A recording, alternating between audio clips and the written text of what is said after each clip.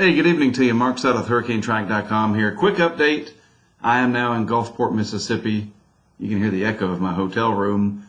I want to catch you up on what's happening with Cristobal down in the Gulf of Mexico, a tropical storm now. And I see that there's some confusion out there. Apparently, a newspaper or something was saying that people should prepare for this like it was a Category 5. And that would explain why some people were asking about that on Twitter to me. Geez, I mean, I want you to prepare, but you got to keep things in perspective. And that being said, this will have impacts despite the fact that it might make landfall only as a tropical storm. It's probably going to make landfall in the tropical storm category. We'll go over that. I'll explain what I mean. Alrighty, so first, Hurricane Center information, the 8 o'clock Eastern Time advisory, the intermediate advisory, pressure down to 998 millibars. So the pressure is dropping again. It's moving north at 13 miles per hour, almost straight up there of 90 degrees longitude. It's 89.9. There's 90 right there. There's 30 north, and that right there is the Crescent City. So it's moving straight towards New Orleans in terms of the center of circulation, but the weather with it is all over here on the eastern side for the most part. I mean, there's some sensible weather on this side, the west side. Sensible weather meaning weather that you can feel, but most of the nasty weather is on the eastern side, and we'll take a look at that in more detail in a moment. This is the track map. I'm sure you're already familiar with this. Headed towards the Louisiana coast, Mississippi coast. Tropical storm warnings in effect in the appropriate areas, as you can imagine. And the big thing, though, here to me is the storm surge. In this new graphic here, the peak storm surge graphic from the National Hurricane Center, 3 to 5 feet in this area from the mouth of the Mississippi River over to Ocean Springs. That's 3 to 5 feet above ground level. 3 to 5 feet above ground level. That's a life-threatening storm surge if you're not careful. All right? Katrina was 28 to 30 feet, maybe more. I get that. And you guys are Katrina veterans down here. But don't dismiss 3 to 5 feet, because on top of that, you're going to have these waves. So 3 to 5 feet, 2 to 4 feet to the areas west of there, 1 to 3 feet along the Florida Panhandle, plus dangerous surf conditions, rip currents, rough surf, you name it. People coming out from being locked down. I cannot believe we're having to talk about this, but here we are. They're coming to the beach. Beaches are open. You survived the pandemic. Please don't let ocean waves kill you, okay? Or your children. Be smart. Down in the Big Bend of Florida, this area over here, from Cedar Key right there, over towards Indian Pass, 2 to 4 feet of water above ground level. St. Mark's, Homosassa, those areas along the Nature Coast. And then all the way down to Marco Island. That's how big this system is. This is a large system with a large area of influence. I mean, look at that. I'll highlight it in blue here. This is an enormous area that's going to be impacted by storm surge all the way up into Mobile Bay. So that's what you need to take away from this, that Cristobal or Cristobal, whatever you call it, is a big deal because of certain hazards, even though it's not a hurricane. So please take that to heart. Real good information from the National Weather Service.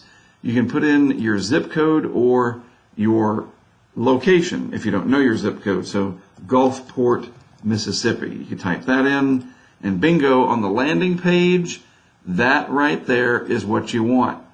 The red stuff under hazardous weather conditions. Click on these, hurricane local statement, whatever. Those are important links. Storm surge warning, it gives you details, really good stuff. The hurricane local statement, details from your local weather office, not on the national scale, okay? This is tailored for your local area coming out of your National Weather Service local office. In this case, it's New Orleans, Baton Rouge. If you're further to the east or farther to the east, it would be out of Mobile, all right? So weather.gov, you can put in your zip code right there. You can click on the map too. You say, oh, hold on, everything disappeared. There we go. You click on the map. You might be like, well, I live over here in Mandeville in Louisiana. What can I expect there? I'm up here in Mandeville. So you click on, if you know a map, the Mandeville area. Of course, this is Hammond. I got close enough. But there's your details. Click on those. Very, very helpful.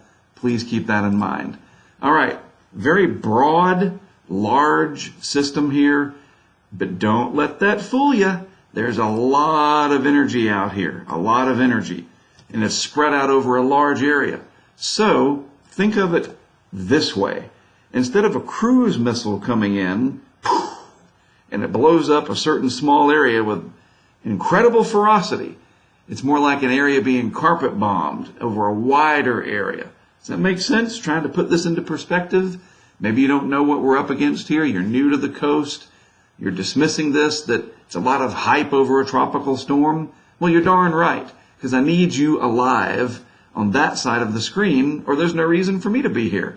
So look at this as a huge piece of energy out over the warm Gulf, pushing all that water towards you if you live on the north side, right? All of that energy is headed towards land. So the core of this, the center of circulation, forget about it. That's not the big deal. It's the areas to the right of it. I can draw that in here. Areas to the east of the center, that right front quadrant, as that whole thing moves north, that's going to be the prime area of concern. Okay? All right. So I am here in Mississippi. I'm going to be working with Greg Nordstrom, and we're going to be setting out these cameras. You can dial in, as they say, and watch these cameras. I'm going to show you what they look like in a moment. We do this through Patreon. I no longer have the Hurricane Impact app. A, it was too expensive to keep up with on an annual basis, the maintenance, Android, iOS, and B, we outgrew it. I got so many cameras now, and I'm going to show you that in a moment, and it's right here at the $10 level. That's where you get the cameras.